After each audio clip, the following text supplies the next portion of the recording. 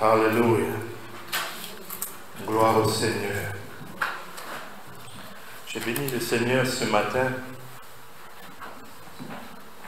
et je rends grâce à Dieu pour cette opportunité nouvelle qui me donne de partager avec vous la parole. C'est une grâce, en même temps toujours une lourde responsabilité. J'avais annoncé que par rapport au partage sur la série du mandat missionnaire, du grand mandat que le Seigneur nous a laissé, que j'allais clôturer. On aurait pu continuer, mais j'allais clôturer par un dernier message. Et les deux derniers messages, l'avant-dernier message, le message que j'ai donné la fois dernière, concernait Jésus le Maître. Et nous allons, comme je l'avais aussi annoncé, augmenter notre focus sur la vie de Jésus. Nous allons nous concentrer encore sur la vie de notre roi. Notre Seigneur est merveilleux. Alors, nous sommes faibles. J'ai oublié mes lunettes. J'ai travaillé longtemps. Mais le Seigneur a permis que je fasse encore une bêtise. C'est que j'ai oublié mes lunettes. Et donc, je n'ai pas toujours le bon contrôle de ce que je peux voir. Mais ce n'est pas forcément toujours le plus important parce que avec le Seigneur, ce n'est pas avant tout une transmission de connaissances. Là, je vous serais très peu utile si je vous transmettais simplement tout ce que j'ai pu acquérir durant mon parcours et peut-être aussi certaines connaissances que j'aurais pu accumuler. Mais il est bien plus important de transmettre la vie. La vie chrétienne, c'est d'abord une question de vie. Dieu est esprit. Esprit qui vivifie nos esprits. Il faut bien comprendre que dans les réalités spirituelles, beaucoup de choses sont de l'ordre de la communication de l'onction. Communication. Et j'aimerais bien ce matin que vous puissiez aussi recevoir ce que le Seigneur a pour vous ce matin. Vous savez, j'aimerais simplement être ce canal où mon moi est effacé, où la puissance de Dieu peut couler au travers de moi et vous atteindre. Et vous serez davantage bénis que si j'avais préparé point par point et simplement ordonné des connaissances intellectuelles. Mais la vie de Jésus, c'est plus que simplement une connaissance intellectuelle. Dieu veut que nous puissions être tellement attachés à lui. Oh merci, gloire à Dieu, j'ai un libérateur ici. Ils sont courageux. Vous savez que depuis 3 jours, je suis demandé à droite, à gauche, non pas que j'avais un rôle, je devais m'asseoir comme vous ce matin, mais vous m'avez demandé de participer là où j'enseigne au sommet, enfin ils appelaient ça le summit, parce qu'il y avait toute une délégation de pasteurs américains qui étaient venus à la faculté pentecôtiste, là-bas où nous donnons cours avec le docteur Mutombo également. Alors on avait demandé que je sois là depuis le vendredi soir et puis le samedi matin aussi j'étais là-bas. En même temps j'avais un ami pasteur à Gand. Il m'avait supplié de venir aussi. Ils organisaient un séminaire. Bon, je dis je pourrais peut-être venir le samedi soir. Donc samedi soir on était là aussi à Gand. C'est pour ça que vous voyez les enfants sont fatigués ce matin.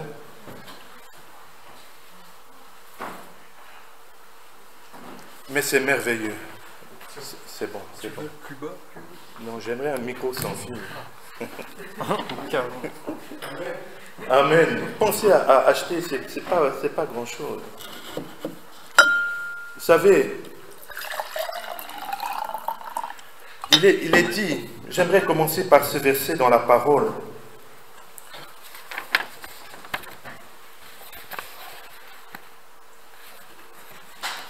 C'est dans Romains 8.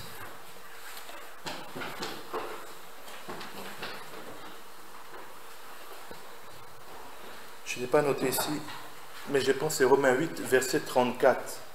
Est-ce qu'on peut m'amener la Bible aussi? évangéliste.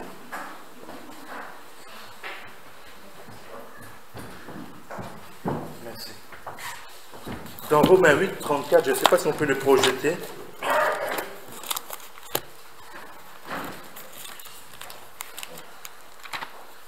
Romains 8, au verset 34, il nous est dit ceci.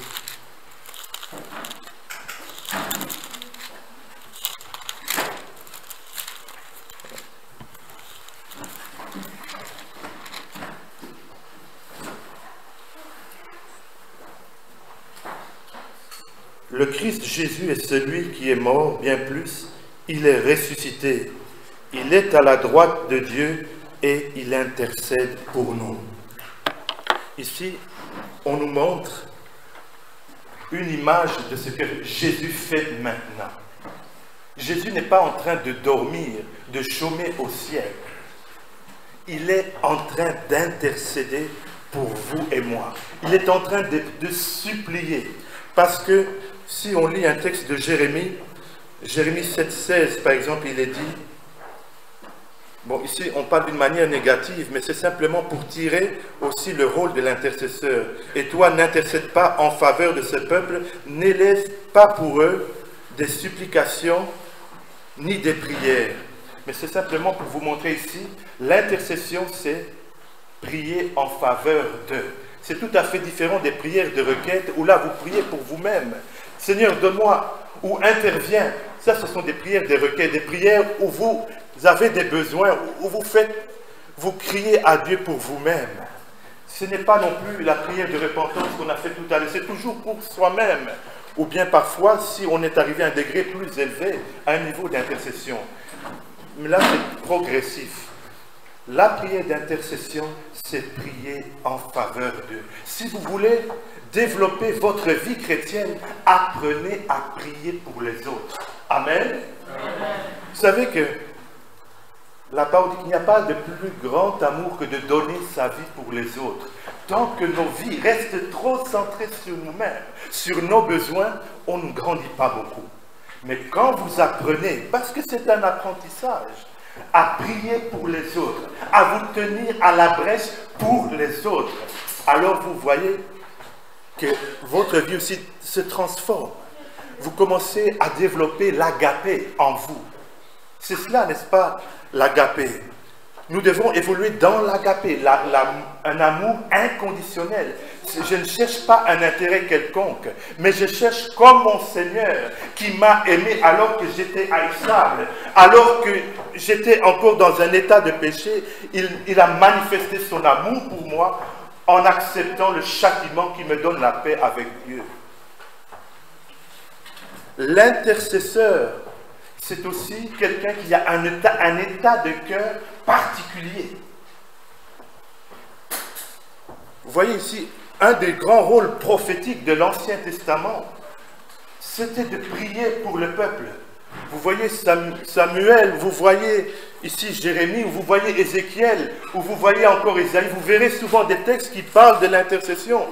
Et puis même le prophète Isaïe ira jusqu'à dire que Dieu s'étonne. Il s'étonne. Il ne voit personne qui se tienne à la brèche. Et s'il n'y a pas d'intercesseur, vous savez ce qui va se passer? Ésaïe continue en disant, alors la colère de Dieu lui vient comme appui, parce que sa justice doit être manifestée. Est-ce que vous comprenez l'importance de l'intercession? Dieu est juste. Dieu est juste. Il se souvient de tous vos actes que vous faites pour cette communauté. Dieu est juste. Tout ce que vous avez fait dans le secret, Dieu ne sera jamais redevable à quelqu'un. Il ne sera jamais redevable à quelqu'un, même s'il ne vous doit rien. Mais il ne sera jamais redevable à quelqu'un si vous osiez bousculer le ciel. Dieu ne sera jamais redevable à quelqu'un. Dieu est bon. Il est bon dans sa nature. Il est bon dans son agissement. Mais c'est parce qu'il est amour qu'il se doit de faire ces choses-là. C'est sa nature. Vous agissez selon votre nature. On reconnaît l'arbre par son fruit. L'intercesseur et l'intercession, c'est une vie. C'est une vie. C'est un appel de Dieu vers une vie. Vous savez, quand on prend le modèle, un des grands modèles de l'intercession, même pour le juif, c'est Moïse, n'est-ce pas? Il y a un psaume qui est dit, dans le psaume 106 au verset 23, il dit: mais celui qui l'avait choisi, Moïse, se tint devant lui pour intercéder et détourner son courroux destructeur. Psaume 106, verset 23. C'est un état de cœur. Vous savez je pense que j'aimerais moi-même atteindre aussi cet état-là, où comme Moïse, ou comme l'apôtre Paul, il pouvait dire, et c'est des paroles qu'il mesurait, et c'est un état de cœur, je pense, d'une très grande humilité, où Moïse pouvait dire: efface-moi de ton livre de vie. Est-ce que quelqu'un peut réaliser, s'il a goûté combien Dieu est bon, s'il a goûté peut-être même à une onction de l'Esprit très grande, et vu la puissance de Dieu se manifester, mais surtout goûter à Dieu, à la présence de Dieu, et puis dire de telles paroles? Quand on réalise cela, quand on réalise cet état de cœur-là, on comprend parfois certains choix divins. Quand Aaron et sa sœur Myriam voulaient aussi également exercer le sacerdoce, elle dit: pourquoi c'est seulement par la bouche de Moïse que Dieu doit parler? Ils voyaient que c'était leur frère, leur petit frère. Pourquoi le petit doit-il être mis en avant? Ils voulaient aussi manifester qu'ils avaient reçu un appel de Dieu. Mais Dieu a parlé, il a dit que personne n'était comme Moïse. La parole dit en hébreu extrêmement humble. Un état de cœur extrêmement humble.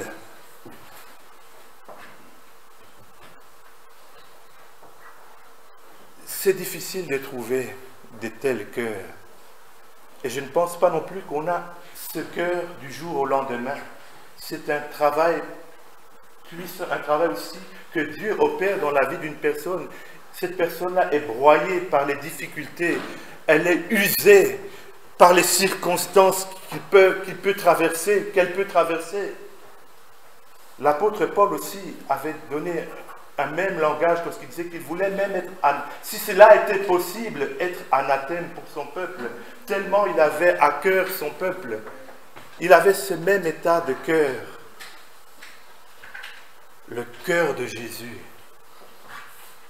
le cœur d'intercesseur, celui qui se met à la brèche, qui est prêt à tout pour que le peuple soit sauvé, qui est prêt à tous les sacrifices. Notre Seigneur est grand, il est très grand, mais en même temps, il est tellement humble, tellement bon. Parce que pour arriver à un état de cœur comme celui-là, pour faire de tels agissements, qui d'entre nous serait prêt à mourir pour son voisin, surtout s'il grogne contre vous à tout moment, ou s'il émet des jugements contre vous? Directement, vous allez dire: oh non, il ne mérite pas, ou vous allez même pas penser un instant à prier pour lui, ne fût-ce qu'une minute dans toute la semaine. Mais l'intercession est aussi un appel. Jésus, encore comme dans la bouche d'Ésaïe, l'Esprit de Dieu disait: il cherche qui va se tenir à la brèche, qui va se tenir à la brèche pour les Nîmois, qui va se tenir comme un rempart pour empêcher le courroux de Dieu de frapper. Beaucoup ici sont tellement aveuglés, peut-être par leur propre vie, peut-être par l'ennemi. Mais si nous ne nous mettons pas à la brèche, et avec instance et persévérance, nous ne verrons pas de changement. Il y a des fois des paroles simples qui ne demandent pas une révélation particulière. On entend ça de beaucoup de prédicateurs qui disent « Si tes actions envers Dieu demeurent les mêmes, pourquoi voudrais-tu qu'il y ait un changement au niveau de l'Église? Pourquoi voudrais-tu qu'il y ait progrès si vous avez arrêté les programmes comme auparavant? Vous croyez-vous qu'il y aura des changements? Non. Sauf si les cœurs changent et les vies changent. Si nos vies changent et deviennent des vies d'intercession, des vies remplies de l'Esprit de Dieu. Vous savez, la fois dernière, j'avais demandé qui voulait une église de 1000 personnes. C'était le souhait qu'on avait émis ici. Et j'ai vu beaucoup de mains se lever. Nous connaissons des églises de 1000 personnes. Mais je vous dis, leur programme est tout à fait différent. Il faut regarder les programmes d'intercession là-bas, les programmes de prière. Ils sont violents. Et parfois, Dieu les conduit à prier maintenant pendant 100 jours, seulement avec pour thème la prière, 100 jours. Et pendant ces 100 jours-là, on se demande, mais quel message on pourra encore donner? Mais Dieu est toujours là pour donner des messages par rapport à l'encouragement à donner, à prier. Et des fois, quoi, mais quel sujet pour lequel va-t-on encore prier pendant 100 jours? Ne vous en faites pas, les sujets ne manquent pas. Mais ce sont des fois nos cœurs qui sont trop lourds. Ils ne voient pas les problèmes, ou bien ils sont tellement centrés sur ses propres problèmes qu'ils ne voient pas la misère juste à côté. L'intercession nécessite un sacrifice très grand de soi-même, une mort à soi extrêmement grande.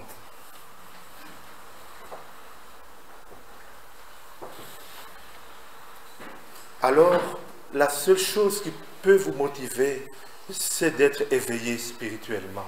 Si vous savez regarder, comme Moïse, la rémunération, cela peut vous fortifier et vous encourager à aller de l'avant, quelle que soit l'adversité, quelles que soient les oppositions que vous pouvez rencontrer.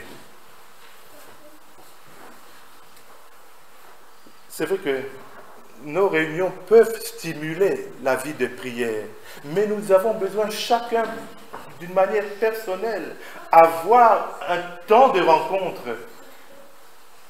C'est vrai que nous sommes appelés à prier sans cesse. Ça ne veut pas dire que maintenant, toutes mes journées, 24 heures sur 24, je suis en train d'intercéder. Certains peut-être ont des appels comme ça. J'ai déjà vu des témoignages de certaines personnes infirmes qui priaient 14 heures par jour sur leur lit. Et ils étaient disciplinés. Ça, ce sont des appels particuliers. Comme dans les Écritures, on parle de Anne qui attendait la venue du Messie et qui, depuis son veuvage, vivait de prières, de jeûnes. Elle se rendait chaque jour au temple comme Siméon.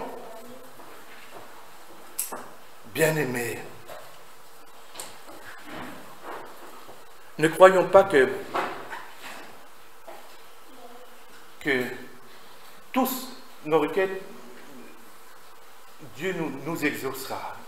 Mais l'intercession, Dieu, ce n'est pas simplement des requêtes. Comme nous avons lu, c'est aussi se mettre en faveur de quelqu'un à la brèche pour empêcher la justice de Dieu, son courroux, de frapper quelqu'un, de frapper une nation, de frapper une ville. Je vous ai dit aussi dans les messages qui concernaient le grand mandat, l'importance de ne pas accepter des compromis. Moi-même, je le sais.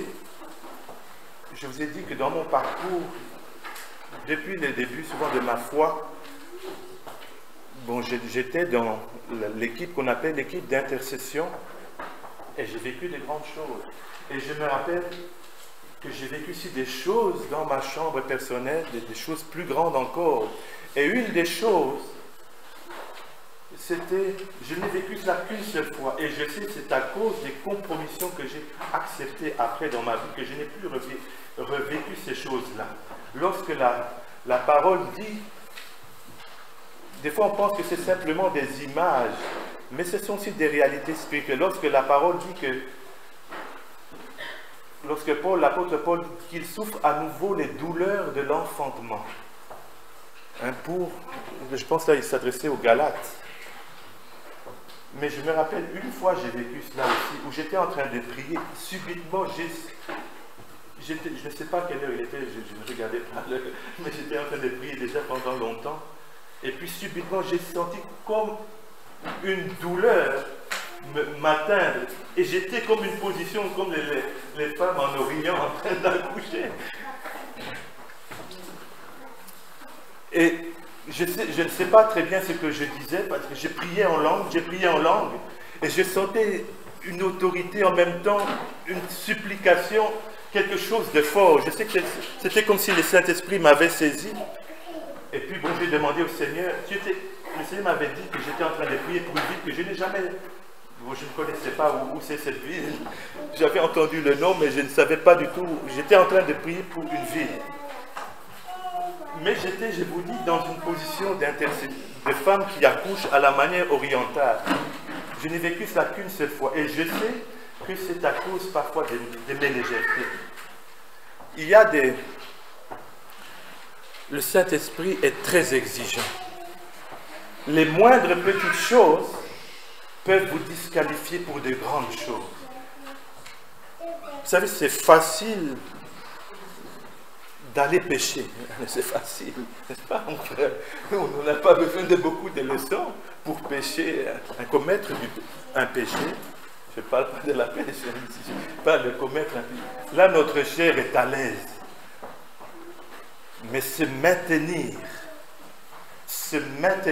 coûte que coûte, dans le désir de plaire à Dieu, dans le désir de lui satisfaire, de lui être agréable, ça c'est difficile.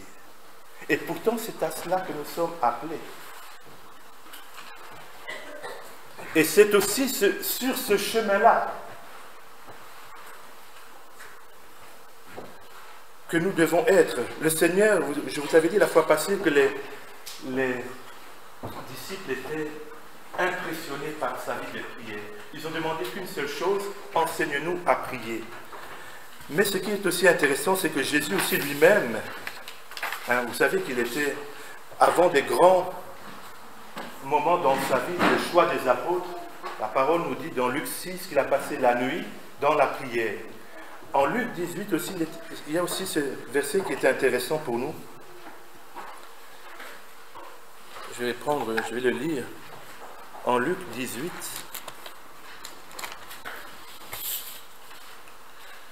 au verset 1, Jésus leur dit une parabole pour montrer qu'il faut toujours prier et ne pas se lasser, etc. Donc, quand Jésus enseigne ici, il avait déjà un projet. La parabole qu'il allait donner, c'était pour un but. Et ce but-là, c'est pour montrer qu'il faut toujours prier et ne pas se lasser. Il y a deux aspects. Toujours prier, mais aussi ne pas se lasser. Il y a un aspect de persévérance. Vous savez, vous serez toujours éprouvé dans votre foi. Quand vous vous lancez dans certaines activités par la foi pour le Seigneur, Dieu va permettre à ce que votre foi soit éprouvée. Il va permettre. Et si là, vous n'êtes pas ferme, votre projet va chanceler. Il va chanceler, il ne va pas tenir. Mais si vous êtes ferme, si vous ne vous lassez pas, si vous êtes tenace, comme après vous connaissez cette histoire du juge inique avec la veuve, qui à chaque fois revenait sans cesse pour lui demander justice.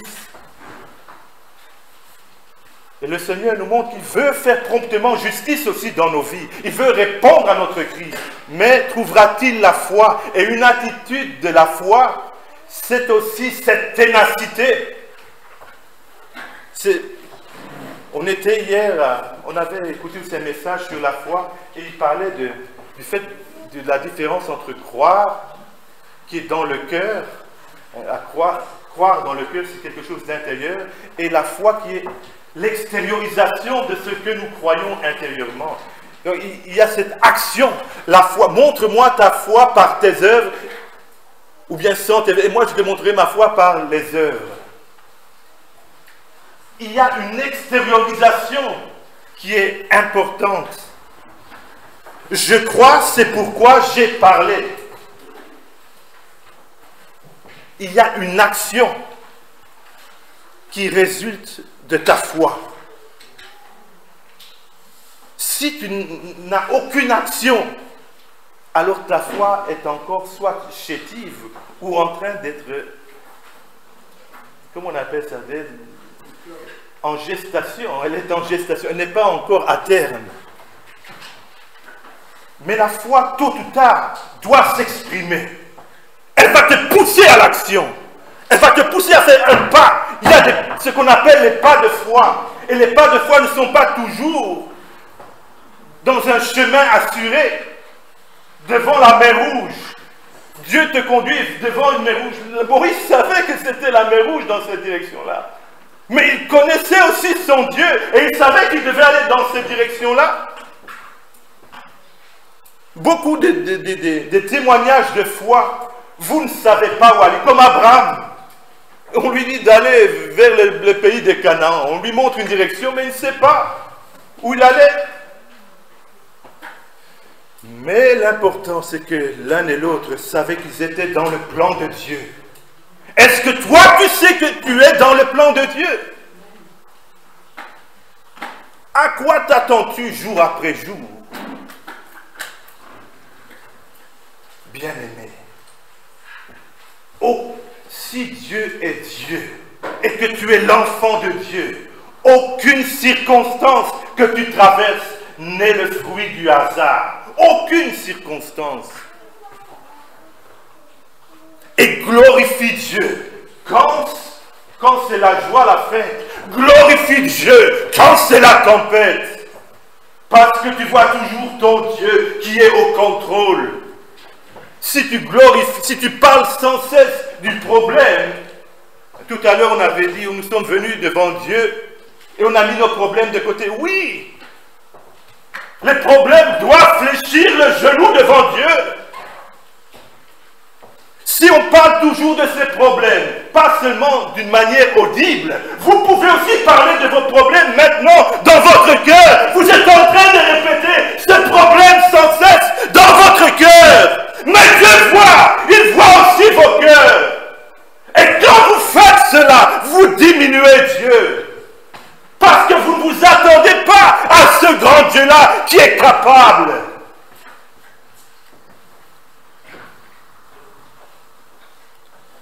Aimez les problèmes. Parce que Dieu a des solutions.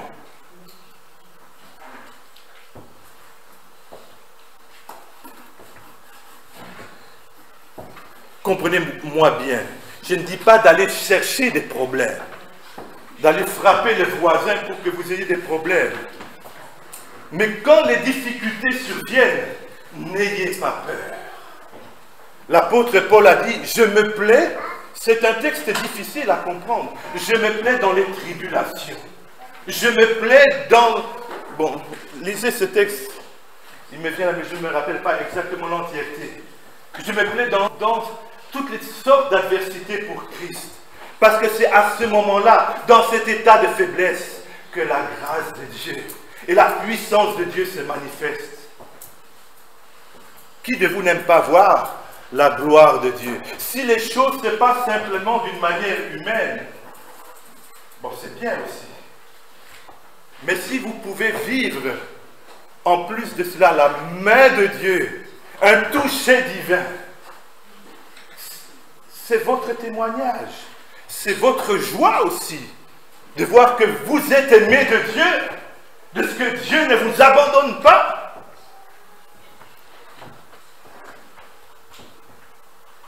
Et plus tu apprendras à t'oublier toi-même comme Jésus, plus tu te retrouveras sur cette voie-là du cœur de Dieu. Plus tu apprendras à mourir à toi-même, à ne pas considérer tes besoins, mais que tu puisses apprendre à considérer les besoins des autres, alors plus aussi tu deviendras semblable à Jésus. Je ne vous invite pas à une voie facile, parce que qui aime oublier ses propres besoins? Ils sont, de toute façon, vous n'avez pas besoin de les oublier, ils sont toujours là, ils se rappellent eux-mêmes, toujours, dans votre vie. Oh, tu n'as pas ceci, tu n'as pas cela. Les pensées vous harcèlent à tout moment. Mais Jésus, il regarde. Oh, si mon frère Richard pouvait pleurer pour sa fille, je serais tellement heureux. Il aurait mon cœur de père. Oh, si la sœur Bani pourrait intercéder pour sa sœur au Congo qui passe par un état difficile, je serais tellement content. Oui, bien-aimé, les problèmes nous environnent. Et tu connais aussi parfois les problèmes des autres. Commence par prier pour ceux que tu sais qui passent par des problèmes peut-être pas toujours aussi importants que ceux que tu trouves, qui sont les tiens. Mais si tu apprends cela, alors tu apprends aussi à ce que tu apprends la manière de vivre de Jésus, et là les anges seront plus rapides aussi pour venir faire justice promptement à ton égard. Bien-aimé, oui, Jésus a montré par sa vie à ses disciples, mais aussi on a vu en 18:1 et plus loin encore, je pense même au verset 23, il y a encore des enseignements qui nous montrent que Jésus avait cette intention aussi d'enseigner à son peuple l'importance de la prière, l'importance de persévérer dans la prière.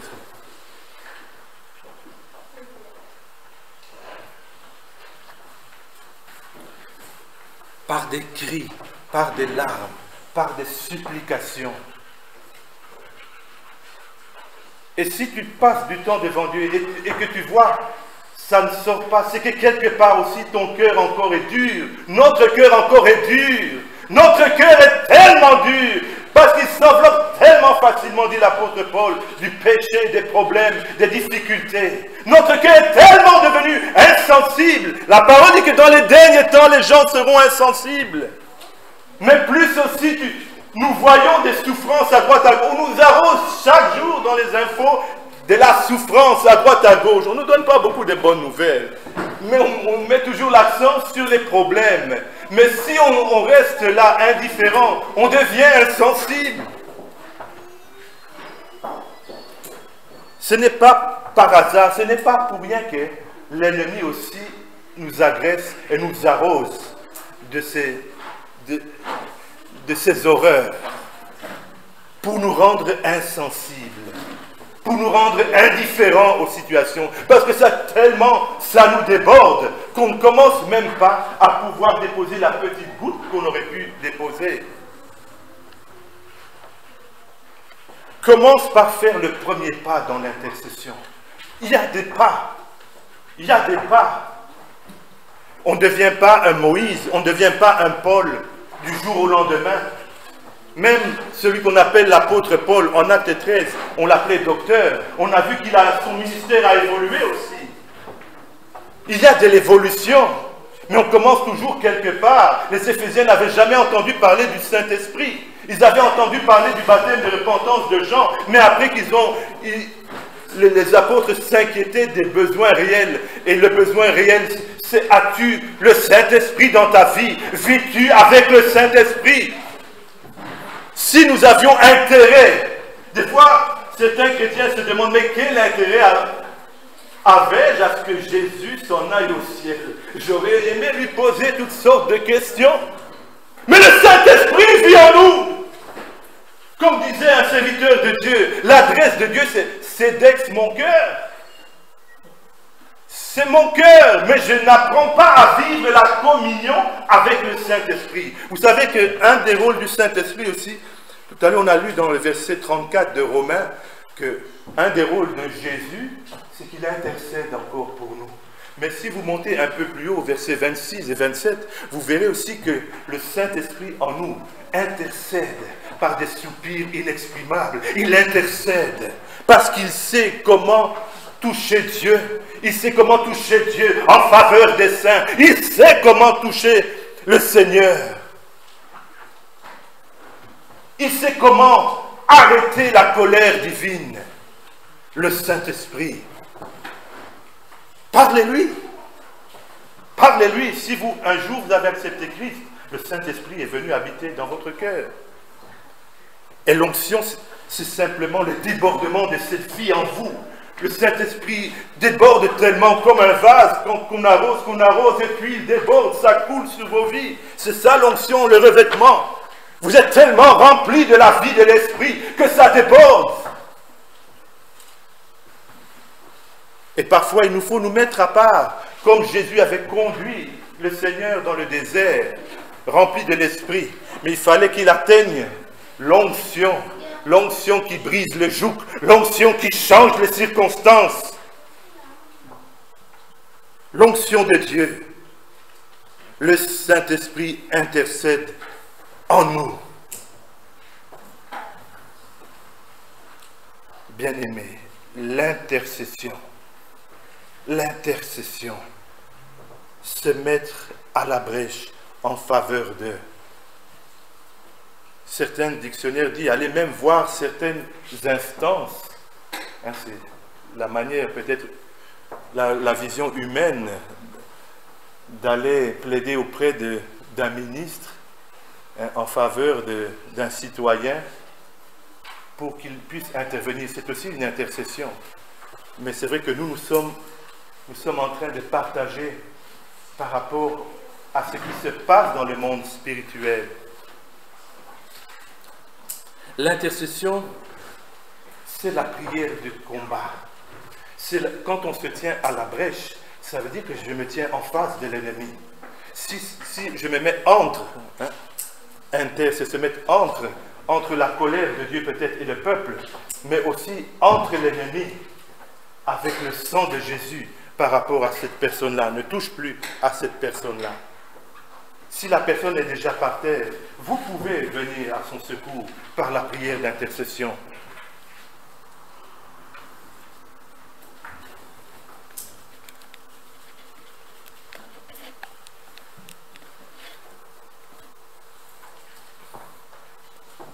Oui, Jésus encore aujourd'hui intercède. Il intercède pour nous. Le Maître dit, nous n'étions pas très nombreux. Je ne condamne personne, mais si tu as le temps, c'est un bon début. Je ne dis pas que c'est même une finalité. Parce que je vous ai dit tout à l'heure que l'intercession, c'est un état de vie. C'est une vie. Et pour pouvoir vivre cette vie-là, il faut ce cœur-là d'intercesseur. Et ce cœur-là d'intercesseur a un cheminement. Un cheminement. Et Dieu vous travaille. Dieu nous travaille chacun de nous pour que nous puissions avoir ce cœur d'intercesseur. Chaque ministère devrait être aussi rempli par des intercesseurs en puissance. Celui qui chante, il doit passer du temps à supplier le Seigneur pour que son chant ne puisse pas distraire, mais attirer le peuple vers Dieu. Celui qui évangélise, s'il ne prie pas,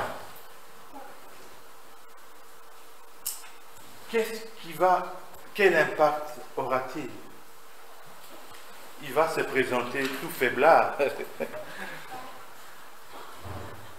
Bien-aimés, puisse le Seigneur nous aider à devenir des intercesseurs efficaces, à nous engager, nous inscrire dans l'école de l'intercession,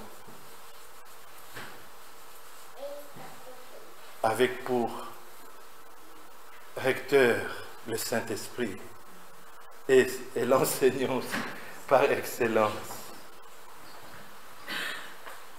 Que le Seigneur nous aide à prier, si nous ne prions pour nous-mêmes, à prier pour que nous puissions devenir des intercesseurs, à ce que nous puissions grandir dans cet état de cœur. Parce que c'est une croissance. Vous savez que vous allez gagner du temps même dans vos prières. Parce que l'intercesseur sait que Dieu prend soin de lui. Il ne va plus commencer à demander, Seigneur, au regard de ça également, il sait qu'il prend soin de lui. Il peut passer directement à ce qu'on appelle les choses sérieuses. Tu vois la situation de tel, c'est vraiment sérieux, Seigneur. Si tu n'interviens pas, c'est fini. C'est une école, bien-aimée, et une invitation. Jésus n'a pas écrit ça simplement pour que nous l'admirions. Oui, nous l'admirons comme intercesseur, mais aussi pour nous montrer qu'il nous faut prier et ne pas céder, ne pas reculer, ne pas faiblir, ne pas nous relâcher par rapport au sujet que nous lui présentons. L'ennemi va tout faire pour que nous puissions nous relâcher et nous affaiblir. Mais si tu persévères, d'ailleurs il y a aussi, par rapport au résultat des promesses, il nous est dit aussi, si nous persévérons, nous verrons les résultats des promesses de Dieu. Persévérons, bien-aimés, dans ce qui est utile pour nos vies. Et ce chemin-là, c'est le chemin de l'intercession, le chemin de la vie d'un intercesseur. Comme j'aimerais avoir ce cœur de Moïse, ou pas simplement, je formulerais de mes mots, oh Seigneur, j'aimerais être anathème, comme l'apôtre Paul dit, pour mon peuple. Pas simplement des mots, mais avoir cet état de cœur-là, où il est prêt. Mais moi, je ne suis pas prêt. Oh, j'aime trop la présence de Dieu pour en être privé. Mais c'est parce que mon moi est tellement encore puissant et présent dans ma vie. Quelqu'un qui a appris à s'oublier lui-même au point de ne voir que les besoins des autres, lui, je pense, il a déjà atteint cette perfection-là du Christ. C'est un grand programme auquel le Seigneur nous invite, mais c'est la seule voie de l'excellence. Je pense que quelqu'un aime l'excellence ici. S'il veut l'excellence, c'est le chemin par lequel nous tous, nous sommes invités à nous engager. Amen. Amen. Que le Seigneur bénisse sa parole. Nous allons prier ensemble. Seigneur notre Dieu, merci. Merci pour ta parole. Merci parce que tu es notre modèle, Seigneur. Et tu nous as aussi montré qu'il nous faut toujours prier et ne pas nous relâcher. Mais avant tout, que nos prières ne soient pas centrées sur nous-mêmes. Que nos prières puissent voir l'état spirituel, que nos âmes puissent voir l'état spirituel de ce quartier et en avoir le fardeau. Que nos âmes puissent voir l'état spirituel de Nîmois et en avoir le fardeau. Ou l'état spirituel de nos voisins et en avoir le fardeau. Ô Seigneur, oui, pardonne-nous. Pardonne notre légèreté dans nos vies de prière. Pardonne notre manque de ténacité, notre manque de persévérance. Notre manque, Seigneur, de fermeté à prier pour ce sujet. Ô Seigneur, pardonne-nous, Seigneur, notre Dieu. Purifie nos cœurs. C'est toi l'intercesseur par excellence, Jésus. C'est toi celui qui peut nous enseigner aussi, ô Dieu, par ton esprit, à porter les fardeaux que tu portes. Seigneur, nous voulons nous intéresser à toi. Nous voulons nous intéresser aux soucis que toi tu as pour ton Église. Nous voulons nous soucier comme toi pour les habitants, là où tu nous as placés, Seigneur. Nous voulons apprendre comme toi à être ambassadeurs du royaume, à faire le bien partout où tu nous as placés, Seigneur. Viens à notre secours, viens au secours de notre faiblesse, viens au secours de notre insensibilité, viens au secours de notre ingratitude, viens au secours de nos manquements, aussi nombreux, Seigneur. Oui, enseigne-nous à prier, Maître. Enseigne-nous par ton esprit. Nous voulons te ressembler, Seigneur. C'est le désir de nos cœurs. Et nous savons que en ce moment-là encore, en ce moment même, tu pries, tu cries, tu plaides la cause de l'un et de l'autre devant le Père. Ô notre Dieu, merci. Merci de répondre aux besoins de ton peuple qui s'engage pour l'intercession, qui s'engage, ô Dieu, à vouloir porter les fardeaux avec toi, à vouloir, Seigneur, se laisser dissoudre, laisser son moi se dissoudre, s'effacer devant le besoin de l'autre. Ô notre Dieu, oui, enseigne-nous à aimer comme tu as aimé et comme tu aimes encore aujourd'hui. Toi qui supplies pour la cause des malheureux, toi qui intercèdes pour tous ceux qui sont perdus, enseigne-nous aussi à élever la voix avec toi, car tu as dit que deux valent mieux que un. Oui, nous voulons prier avec toi, ô notre Jésus. Nous voulons prier avec toi, Seigneur. Oui, enseigne-nous. C'est toi, ô cher Saint-Esprit, qui affermis nos bras dans la bataille et qui exerce nos mains au combat. C'est toi qui es capable encore de mettre des mots dans chacune de nos vies par rapport aux circonstances que nous traversons. Tu sais comment toucher le cœur du Père, ô Esprit de Dieu. Oui, viens déposer les mots qui conviennent, viens déposer, viens forger nos attitudes, nos pensées pour qu'elles glorifient le Père. Rends-nous efficaces, rends-nous forts devant l'adversaire. Merci notre Dieu. À toi.